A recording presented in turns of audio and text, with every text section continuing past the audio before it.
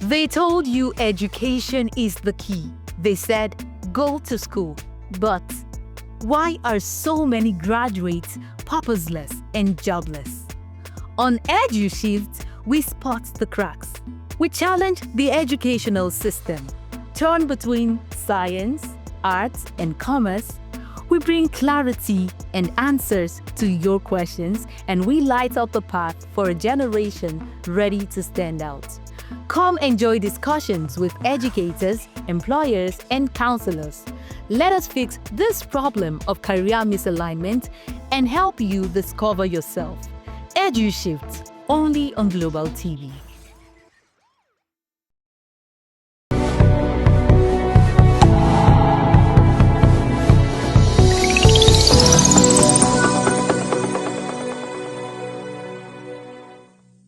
I'm super excited to welcome you to another episode of EduShift, where we help you shift towards education that aligns with purpose. I am your host, Priscilla Obasi, and today we're going to talk about, we'll have that conversation that affects millions of Nigerian students, their parents, their teachers, and even schools.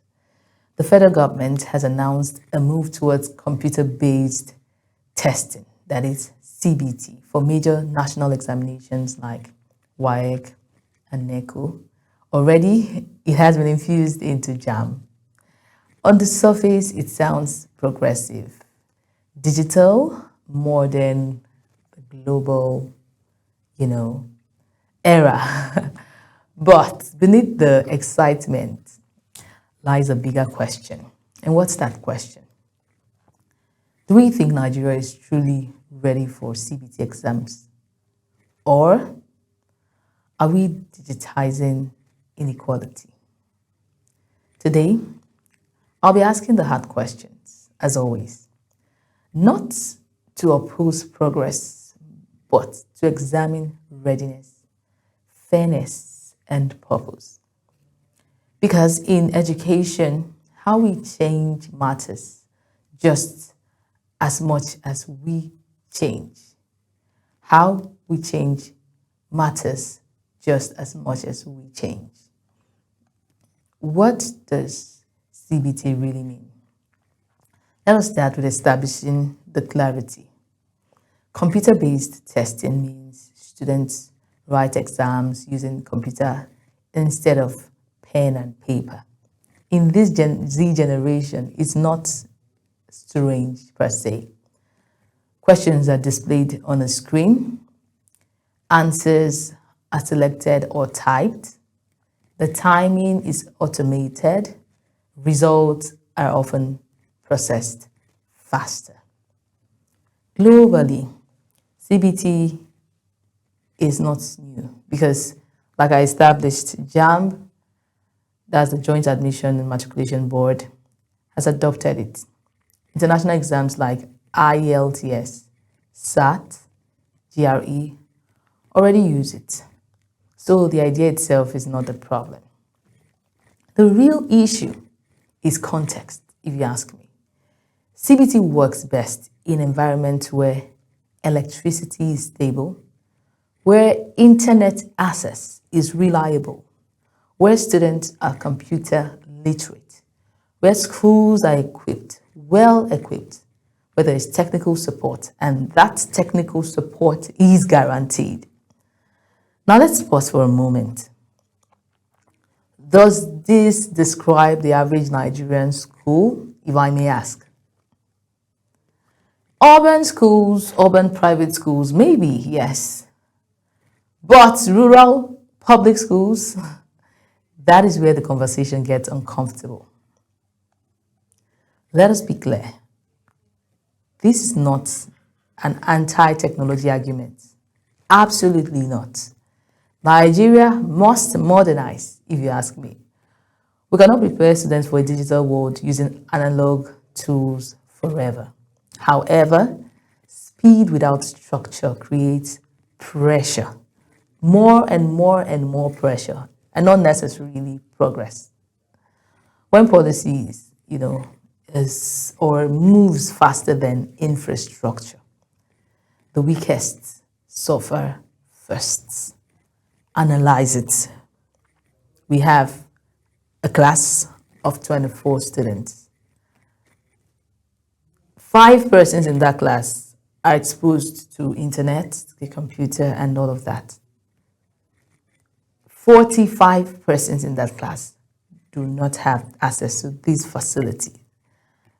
They might be very intelligent, but bringing a computer in front of them already creates tension, anxiety. That will automatically affect their performance. So we must ask the right questions. Are we introducing CBT to improve learning or to appear modern on paper in the world? Because education reform is not just about making announcements. It's about the implementation and its processes. So what are the structures that have been put in place to ensure that implementation is even? It's even.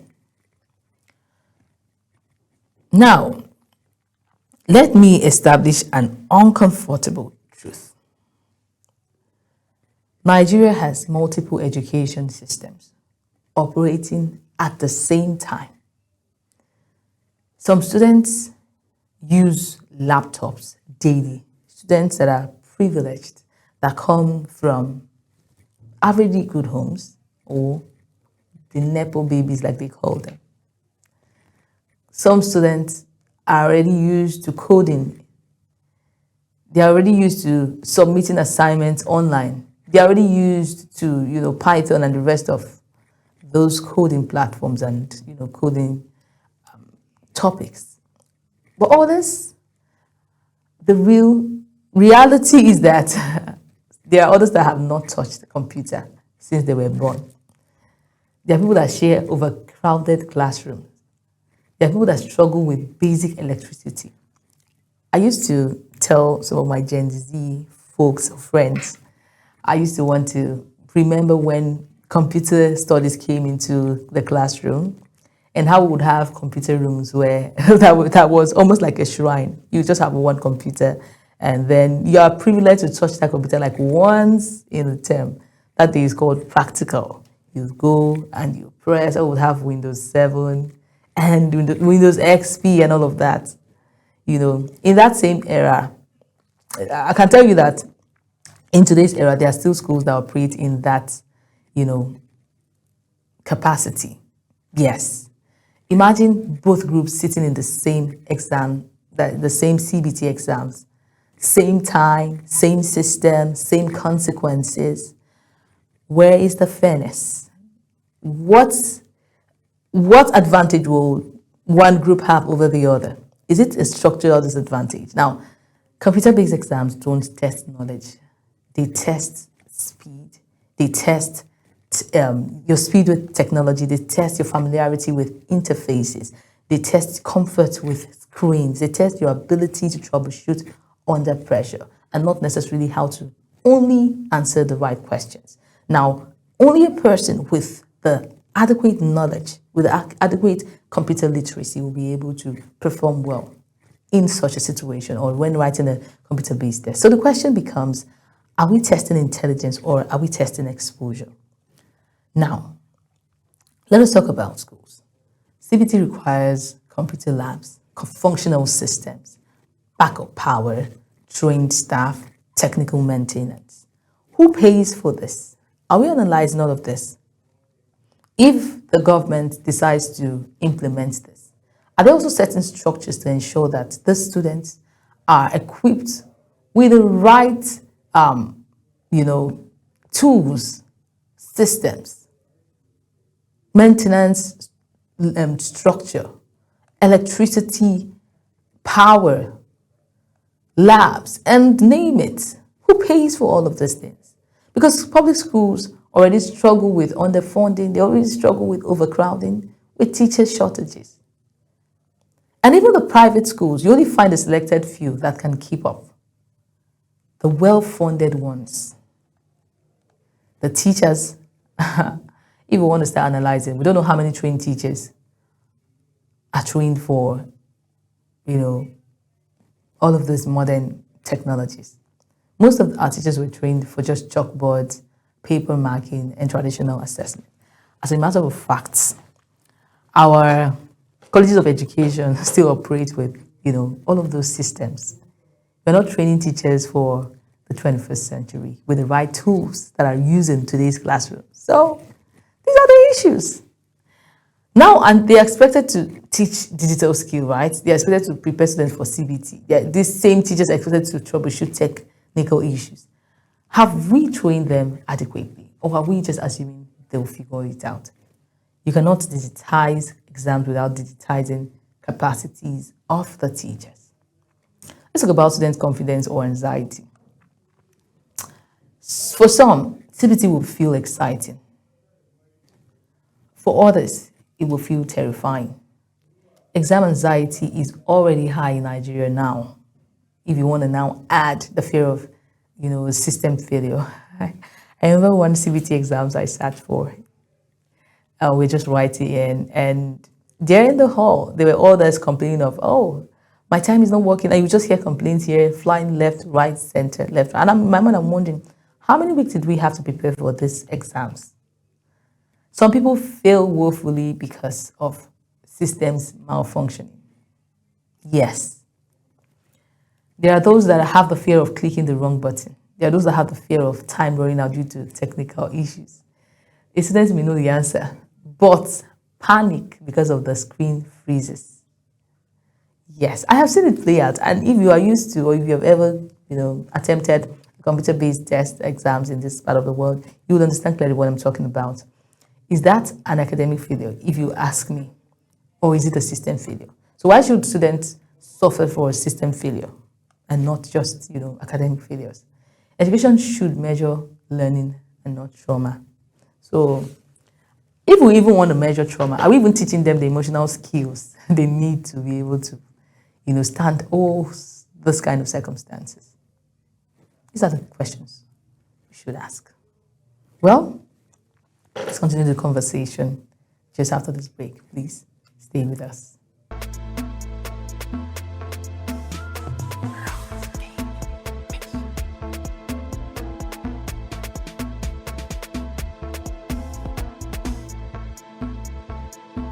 Welcome back to the conversation. We're talking about assessing how ready we are for a CBT world, how ready we are to start mark or utilizing or using the computer-based testing, especially as the federal government is coming out to say WAEC, NECO will be computer-based. So that is where we are at. It's important to have these conversations, and it's important to share this until it gets to the right people, the right persons that need to see this. Because trust me, when this set of persons, our policymakers, sit on that round table to have conversations, I honestly always try to wonder what they talk about. Because most times you look at it, they come out from that place and it appears that, it appears as though the few persons with the ideas are the ones that get to share, and that is what is used to implement. There is no such thing as, test running those ideas, proving them, making sure that they actually can stand the test of time, making them pass through processes. I don't think all of this happen. Well, not for what we see. One argument about CBT is to reduce examination malpractice. That's what they say. Yes. The truth is, it can actually limit certain forms of cheating. And let's be honest, examination malpractice is not just a system problem. It's actually a value problem. If corruption still exists in the system, technology will only change the method and not the mindset. Some people will go from doing it on their own to looking for who will do it for them. And if the corruption is still in the system, they will always find who will help them do it. So the problem is not how to change methods. It's about visiting our value system. What do we place on people that actually can excel, that have, critical thinking abilities, that necessarily do not go to the school and come out with the best of it? They are still accepted for what they can offer. Why not create such a system? Without integrity, even digital systems can still be manipulated. So CBT is not the magic solution. It is just a tool. It's a tool. that must be used rightly. It's a tool that will be effective if the people using are, will ensure that it's effective and not corrupt. What should be done differently, if you ask me? If CBT must succeed, then we need phased reform, not just forced reform. Here is what that alignment looks like. Pilot small programs like start small, test, improve, expand gradually. Pilot programs, start small, test it, improve it, then expand gradually. That's number one. Number two is infrastructure, investment, electricity, internet, hardware, maintenance.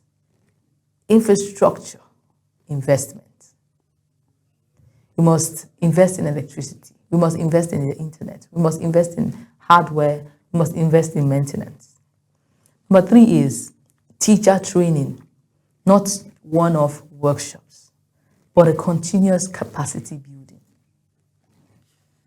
Number four is student digital literacy, CBT preparations should begin years before the exams and not 2 weeks. So if we say we're starting in 2026 to impose computer-based tests, the question is, what are we doing 1st of January? What are we doing, first term? What are we doing second term? Let's even start from first term. What are we doing? What are we in that period to do? Number five is equity considerations. Rural schools need targeted support, intentional support. Otherwise, CBT widens inequality. These are the issues. I'll go over it again. The first one I say is pilot programs, start small, test, improve, expand gradually. Infrastructure investment should be considered. Invest in electricity, internet, hardware, and maintenance.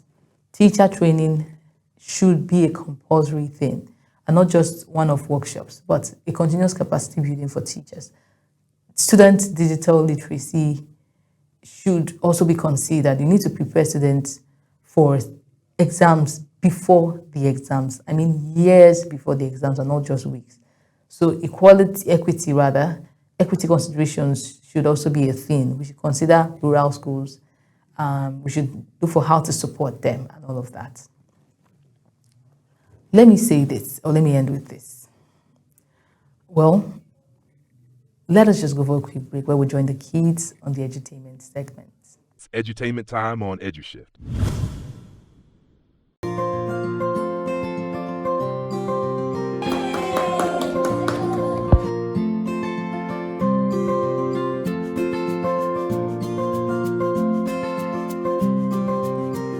Digital technological skill is a must for every Nigerian child, irrespective of the class, whether primary, secondary, or tertiary. In today's world, every child has the right to be technologically inclined. Yeah, we pride in our practical sessions, conducive environments, and competent instructors. Every child has the opportunity to learn digital technology firsthand. I employ every child to learn this 21st century skill.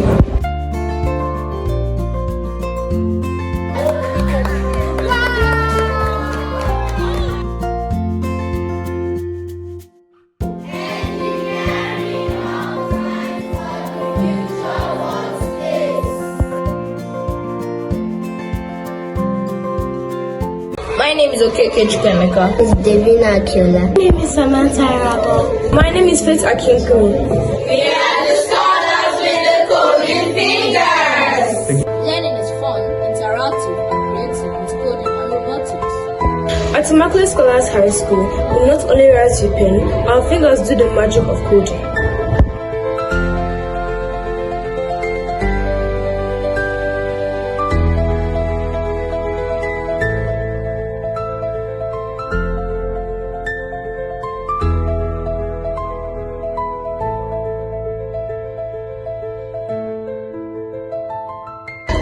At Immaculate Scholars School, it is the right of every child to learn the 21st century skill. world is evolving in digital technology, immaculate scholars are not left behind. We are the Pathfinders!